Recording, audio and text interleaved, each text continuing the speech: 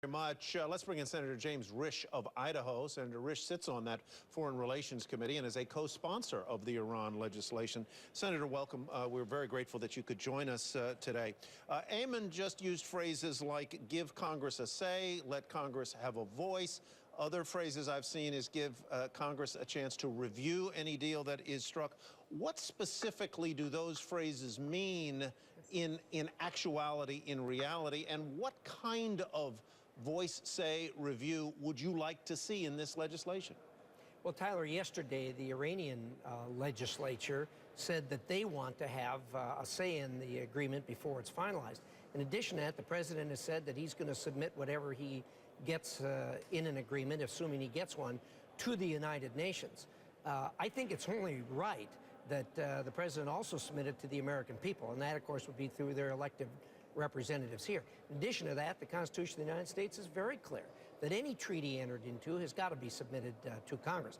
Now, I know they call it an agreement, not a treaty, but Webster's is very clear that a treaty is simply an agreement between one or more countries. Yeah. And we've never done an arms control agreement without it being in treaty form and submitted to the Congress. So there's been negotiations back and forth, as you know, between the White House and Congress.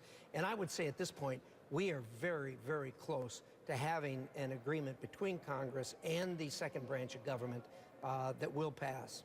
All right, I just want to come back. I don't mean to be tiresome about it, but what do you mean by review? I totally understand the importance that you put on having a congressional review, but what would it include? Would it be an up or down, an ability to say yes or no, an ability merely to say no and then not give the president the ability to rescind sanctions imposed by Congress? What would be in it? Well, one of the languages that are kicking around right now, the pieces of the puzzle are that Congress could go either way. They could submit a resolution of approval, they could submit a resolution of disapproval, but in any event, it would be submitted to a vote in the Congress. That's what the contemplation is right now, and if one passes, I feel comfortable that that is going to be in there, where Congress will actually have the ability to approve or disapprove of the deal. You said you were hopeful that with the, as you described it, the second branch of government, you could strike an agreement. Do I infer from that that you feel that if an agreement moves through the Senate and then the House, that it would be effectively veto-proof? In other words, you would have enough Democratic signatories to override a presidential veto if it came to that. Yeah. You know what? I can't predict that because we don't know what the final agreement is going to look like. There's a lot of us have very deep and serious reservations about what's been done so far and what they're talking about in the future.